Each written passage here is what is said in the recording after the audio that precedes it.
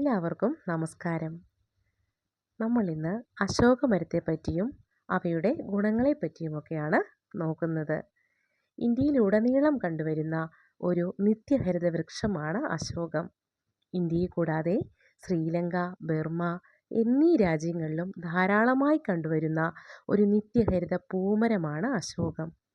ഏകദേശം 6 മുതൽ 9 മീറ്റർ വരെ ഉയരത്തിൽ വളരുന്ന ഈ വൃക്ഷത്തിൻ്റെ ഇലകൾക്ക് 15 മുതൽ 25 സെൻറ്റിമീറ്റർ വരെ നീളമുണ്ടാകും. ആധുനിക സസ്യവർഗീകരണ പ്രകാരം സിസാൽപിനിയേസി സസ്യകുടുംബത്തിൽപ്പെട്ടവയാണ് അശോകവൃക്ഷം. സറാക്ക അശോക എന്നതാണ് ഇതിൻ്റെ ശാസ്ത്രീയ നാമം. അശോകത്തിൻ്റെ നടീൽ വസ്തു അതിൻ്റെ വിത്തുകൾ മുളപ്പിച്ചെടുക്കുന്ന തൈകളാണ്. ഫെബ്രുവരി, ഏപ്രിൽ മാസങ്ങളിലാണ് വിത്തുകൾ ശേഖരിക്കുന്നത്. അശോകത്തിൻ്റെ തളിരിലകൾക്ക് ചുവപ്പ് നിറമാണ്. വസന്തകാലത്താണ് ഇവ കൂടുതലായി പുഷ്പിക്കുന്നത്. ഉണ്ടാകുമ്പോൾ പൂക്കൾക്ക് നല്ല ഓറഞ്ച് നിറമായിരിക്കും. ക്രമേണ അത് ചുവപ്പ് നിറമായി മാറുന്നു.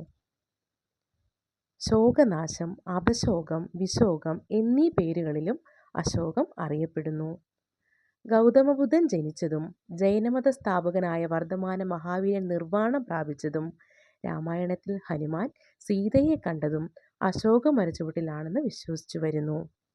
BC 10-ാം നൂറ്റാണ്ടിൽ രചിച്ച ചരക സംഹിതയിലാണ് അശോകത്തിൻ്റെ ഔഷധ ഗുണങ്ങളെക്കുറിച്ച് പ്രതിപാദിച്ചിരിക്കുന്നത്. സ്ത്രീകളും സ്ത്രീരോഗങ്ങളുമായി ധാരാളം ബന്ധം അശോകമരത്തിനുണ്ട്. അശോകവൃക്ഷത്തിൻ്റെ വേരും പൂവും തൊലിയും എല്ലാം ഔഷധ ഗുണങ്ങളുള്ളവയാണ്. അശോകമരത്തിൻ്റെ ഉണക്കിയ തൊലിയിൽ നിന്നും ധാരാളം ഘടകങ്ങൾ വേർതിരിച്ചെടുക്കുന്നുണ്ട്. അവ മനുഷ്യരിൽ തൊലിപ്പുറത്തുണ്ടാകുന്ന അർബുദം തടയാൻ സഹായകമാകുന്നു. കൂടാതെ സ്ത്രീകളിൽ ഗർഭപാത്രത്തിനുള്ളിലെ ചർമ്മത്തെ ഉത്തേജിപ്പിക്കുന്നതിനും ആർത്തവകാലത്തുണ്ടാകുന്ന വേദനയിൽ നിന്നും ശമനമുണ്ടാകുന്നതിനും സഹായിക്കുന്നു. പ്രസവാനന്തരം സ്ത്രീകളിലുണ്ടാകുന്ന രക്തസ്രാവത്തെ ശമിപ്പിക്കുന്നതിനുള്ള ആധുനിക ഔഷധമായ മീഥൈൻ എർഗോട്ടമിൽ ഉൽപ്പാദിപ്പിക്കുന്നതും അശോകത്തിൽ നിന്നുമാണ്. സ്ത്രീകൾക്ക് പുറമെ പനി, ആന്തരിക അവയവങ്ങളുടെ വീക്കം, അർശസ്, ത്വക്ക് രോഗങ്ങൾക്കും അത്യുത്തമമാണ് അശോകത്തിൽ നിന്നുള്ള ഔഷധങ്ങൾ. കണക്കുപ്രകാരം അമിത ചൂഷണം മൂലം വംശനാശ സാധ്യതയുള്ള വൃക്ഷങ്ങളിൽ പ്രാധാന്യമർഹിക്കുന്ന ഒരു വൃക്ഷം തന്നെയാണ് അശോകം. അതിനാൽ ഇത്രയേറെ ഔഷധ ഗുണങ്ങളുള്ള നമ്മുടെ അശോകവൃക്ഷത്തെ നാം സംരക്ഷിക്കേണ്ടതല്ലേ?